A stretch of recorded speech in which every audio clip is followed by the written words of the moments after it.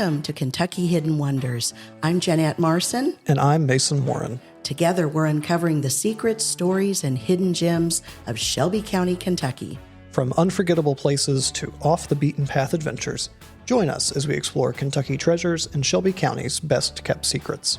Our guests today are Aaron and Ashlea Garofola, the co-founders of the Backwards Backpack charity nonprofit here in Shelby County. Thank you all for being here. Thank you. All right. So jumping into questions. So what is the Backwards Backpack? What inspired that? What does the name mean? Kind of give us the background. Oh, she's going to make me do this. Yeah. Okay. Have to warm up. I was looking at her and hoping she would jump in. This really is a passion project of hers. So we have 4 children. 2 of them are neurotypical adults, and neurotypical meaning they think and process information just the way most people do. We have 2 other sons that are on the autism spectrum. And so just seeing those 2, one of them is a level 1, one is level 3, and there are really only 3 levels in the spectrum. So level 3 being the most severe. So our oldest son is level 3, most severe. And after 9 years of us just watching him and interacting with him and all of the things you have to do to understand what it takes to support him is almost impossible for most people. And she has done an excellent job of almost having a PhD in understanding how to get Medicaid waivers and safety equipment for our kids. And we kind of had a conversation about we need to share this with other people. We've had some friends of ours that have had a new diagnosis for their kid, and they came to us and said, where do I start? I mean, the first thing you do is there's just this panic, right? Now I have this diagnosis. What other specialist should he see? How do I make my home safe? You know, all these questions. And that was kind of the genesis of it. And then it grew into the outreach program part of the Backwards Backpack. So you want to talk about the backpacks themselves? Yeah, I think it's important to tell the story about how we first got the idea. But a few years ago, when my husband was working in a local hospital, we had a kiddo come through the ER, they did, and he was autistic and he was in foster care. He had a meltdown. He was struggling super bad. And it was at that point that the foster parents decided they were done. They just left him at the hospital. And we had just had the boys newly diagnosed, and that broke me. That news just literally broke me. So we cried. I cried all night long. So I said it would be so great if we could have had some kind of a sensory bag that we could have given to him to help him regulate his emotions, communicate, etc. That was where the idea was born. And then we kind of launched it at the end of 24. That's a heartbreaking story. Mm-hmm. I probably would have cried as well. Yeah. Oh, my goodness. So the backpacks sound amazing. What exactly is in each of the backpacks, and how did you choose those items? I know, well, you go ahead and just tell us more about that. We initially decided the backpacks would be for crisis situations. So it would be for hospitals, local law enforcement, fire, EMS, to have a tool bag in their kit that they could give to a kid that's having a meltdown, that has just been in a car accident or has come through the ER and can't get regulated and might not have all the tools that they left at home because it was an emergency situation. So on the outside of the bag, you will see communication cards that for your nonverbal kids, they can point to their feelings, yes, no, basic needs or wants, to let us know what they need. Then inside the bag, we have noise canceling headphones. We have an LCD tablet where, again, your nonverbal kids could maybe write what they need or want. Our son has recently just started talking, but it's still at most 1 to 2 word phrases. So he prefers to write at this time. But 2 years ago, he preferred to point at cards. We have 5 or 6 fidgets. One of those is sponsored by Cozair. We have a salty snack, a sweet snack, water, and chewies, or kind of like things that they can put in their mouth and that safely bite on. And then the weighted stuffed animal, of course. Oh, so about amazing. a 4-pound weighted stuffed animal that they can just hold on to and kind of calm them immediately. Right. Yeah, everything's really about sensory for these kids, right? So the headphones is the first thing. And we've got a great story I want her to share about Fire Chief Doty, who was on an EMS run and really helped a kid. But the first thing we need to do is kind of quiet the environment. They have to process things so much more than we do, right? They hear every sound, that everything's happening all at once, and the headphones kind of drowns that out so they can focus. So that was obviously the first choice for us. And I do want to hear that story. I know my next question was going to be, what has anybody been able to use those in a situation? So I'd love to hear information about that. So while we're getting our website up and running, we do post a lot to our Facebook, and you will see on our Facebook, there was a kiddo that was in an accident, and he had to be airlifted to the Children's Hospital in Lexington, and he received a bag. One of his family members was able to stop by the house, pick it up, and go straight there with it. And his whole face lit up when he opened that and got a dinosaur-weighted stuffed animal. So that was our first kind of like right there, used, tested, loved everything in it, and it really did help him. But the best story to date came from just maybe 2 weeks ago when I was doing an EMS run for another volunteer organization that I'm involved with here. And as we were driving to the, I guess it would be the EMS building. The EMS station, yeah. We passed a wreck. And we didn't know at the time that there were several kids involved and that one of those kiddos was on the spectrum. So Fire Chief Sean Doty said that he was on the scene, and somebody came running over because there was this kid standing. He was just screaming. He couldn't be consoled. He was on the side of the road, and somebody said, we need earmuffs or headphones. And he says, why would we have those? I don't have those. And another person said, well, they have an autistic kid. And he said, wait, I have just the thing for that. So he ran to his vehicle. He pulled out the bag, brought it over. They put the headphones on the kid, and he immediately stopped screaming.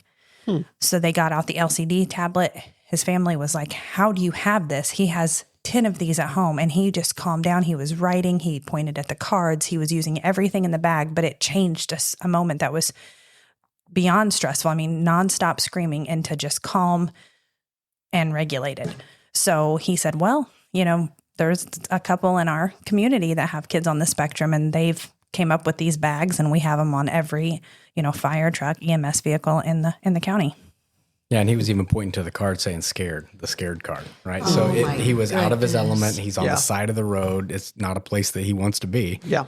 And this was his only way to have a little comfort in the middle of the chaos. Oh, my goodness. So I think we jumped past it a little bit. What does the name actually mean? What is a backward? How obviously the backpacks are what you're giving out, but what's the backwards element of that? Our son Mason, when he first went to school, he refused to put his backpack on his back, so he always wore it on the front, just like that. And since we took that picture, it just always stuck with us. But we decided to name it the backwards backpack because it was one of the first things that you kind of noticed. Okay, that's a little different. But since then, we've learned that a ton of kids on the spectrum put their backpack on that way too. Oh. Yeah, So we it's didn't pretty even common. know that. No. Yeah. And when she got the picture, this was years ago, she said, we're going to do something with this. This is probably going to be our logo whenever we start this nonprofit. And at the time, I'm thinking, yeah, okay, maybe we'll do that someday.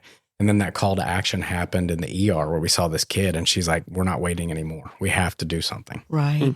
So what kind of feelings do you feel when you hear of a backpack being used? I mean, how does it make you feel? I can imagine, Just but I want to hear it. super excited and super proud that we were able to do this. I just followed up with Kelly Cable, and he was saying, oh, I need 3 or 4 more bags. And I was just like, yes. And so I was like, they're out there, they're working, They've right? been using them then. Right. That's amazing. I couldn't be happier when I think about what we've been able to accomplish in a short time. Oh, absolutely. So, and it kind of sounds like this has been several years in the making, but obviously starting a nonprofit is not an easy overnight small task. And so have there been any unexpected challenges that you've faced? And then what's kind of kept you going through that process? I think Aaron can elaborate more, but the community has been the biggest thing that keeps us going. Just the way that people have stepped up to help us. My boss at Shelby Life Magazine has been one of our biggest supporters since we started, but he's all about the kids and giving back. Let me know where I can help. Judge Executive Dan Eisen, the second he heard about our project, he's like, I will support you. I want to sponsor a bag for every EMS vehicle in the county. And he did that. So, I mean, those were the things along with Cozair and different places that have just allowed us to bring this to life, because without them, it would have been funding on us, and I don't know how far we would have gotten. Yeah, and talking about just the process of establishing your nonprofit and all the paperwork that goes into, working with the state.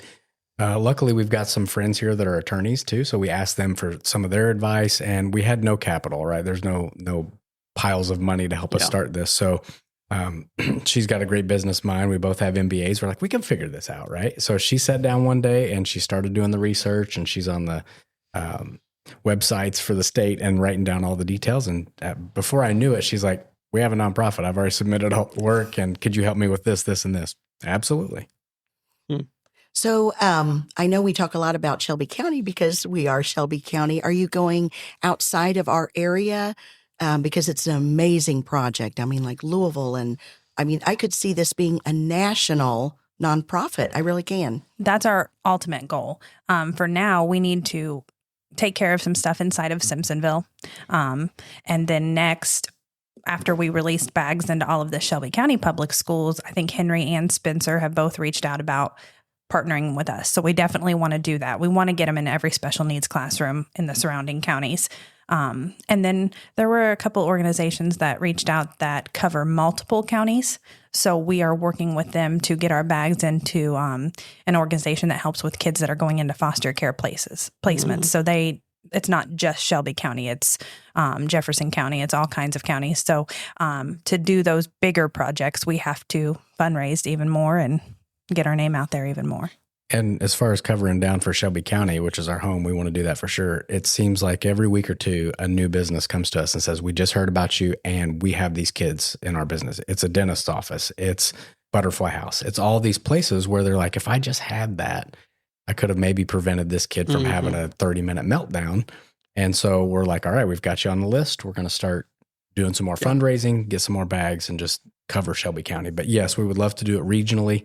As she said, whenever we put a backpack in every special needs classroom in Shelby County Public Schools, it spread like wildfire. And within probably 2-3 days, we had both Henry and Spencer counties reaching out to us to saying, how do we do this? Wow. Oh, absolutely. Yeah. So have the news stations, any of the news stations reached out to you yet?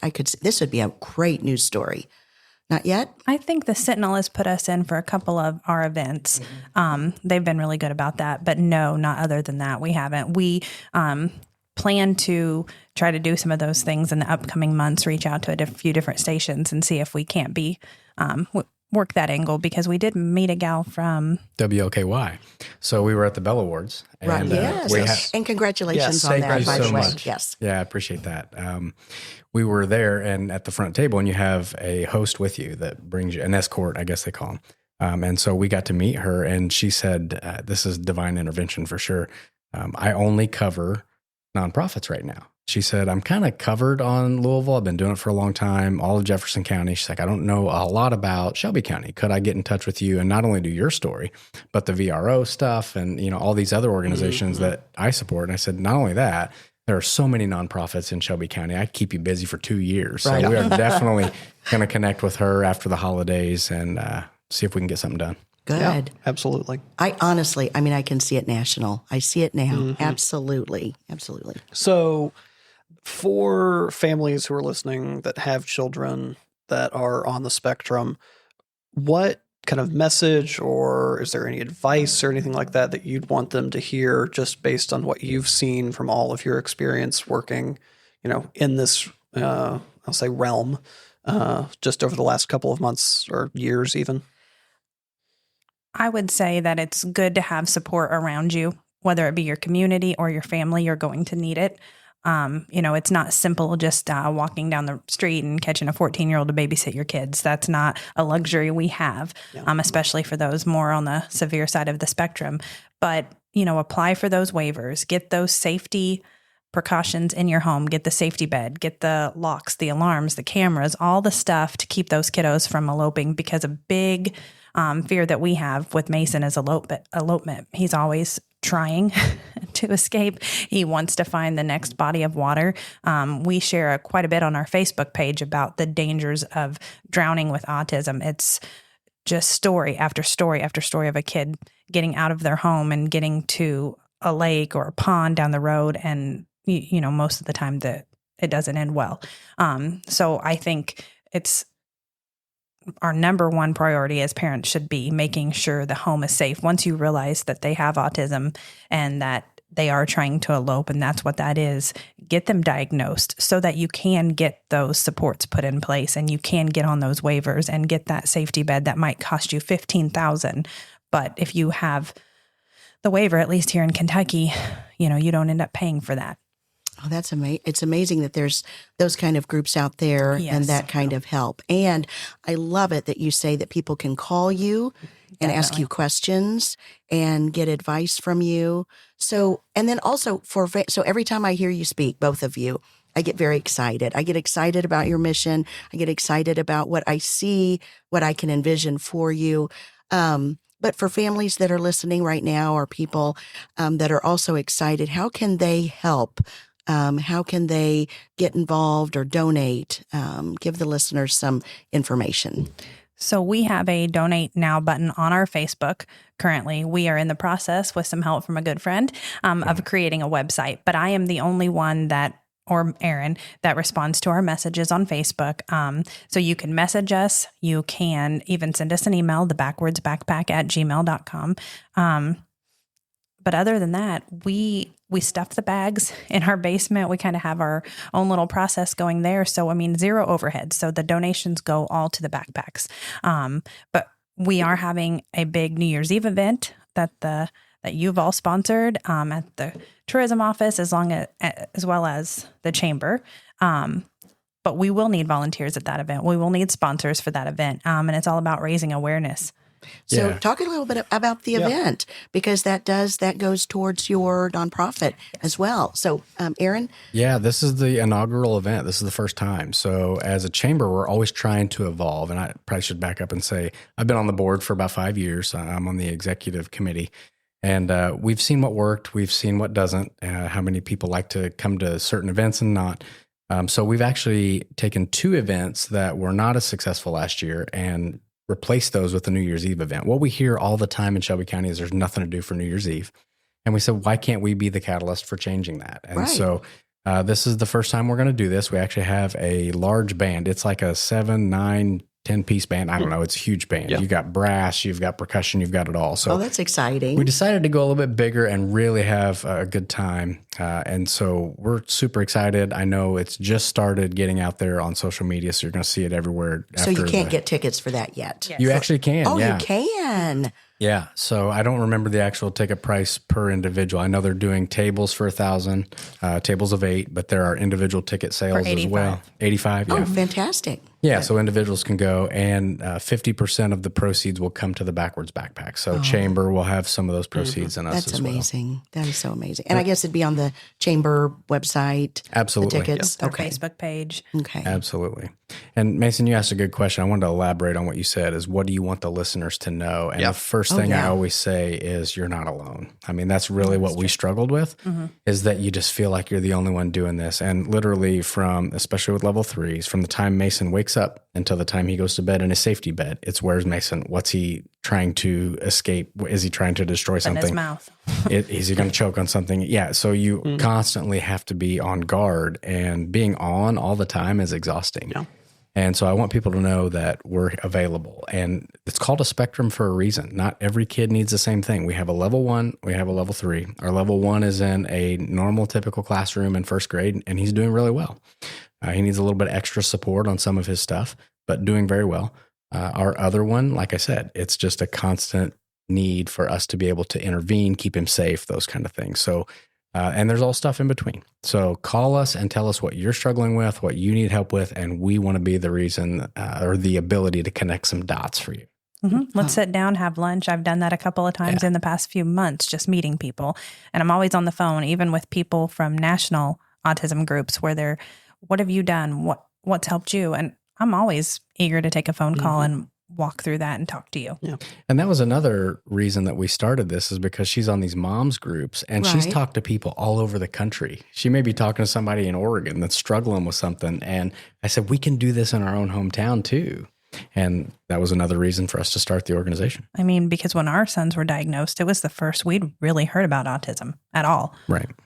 No one in our family had autism. No one even talked about it. So, I mean, we went through all those emotions together. And yeah, and we had 2 neurotypical daughters, right? And so Right. it was all that we knew, and now there's this huge change. And I think something else that helps us be very well-rounded in this is that we've seen neurotypical and raised neurotypical kids into adulthood, and now we have kids on the spectrum. So we've seen it literally almost all of it, and we use those experiences to try to help other people.